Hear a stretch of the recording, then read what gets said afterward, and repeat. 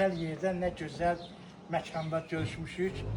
Necə deyərlər, bizim belə gözəl 2 deyim, 3 otaq ev. Çıxıb belə bir yer. Düz Kunal'la çıxmaq olar, Kunal'la keçmədiyimizə görə buranın 2 otaq eləmişik. Gəl elə. Bura bir otaq. Dədə baba evi.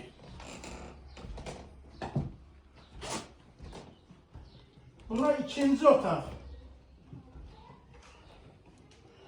Çocuk kunu eləmiş 2-ci otağı, yekək kunu eləmişiz. Burada 3-cü otaq. Evin qiyməti 43 bin manat. 48 deyirəm, 43 deyirəm, promo qiymətini deyirəm. 43 bin manata belə bizim evimiz çıxıb, avtobusa qapının ağzından gedir. Burası bunun sanusidir.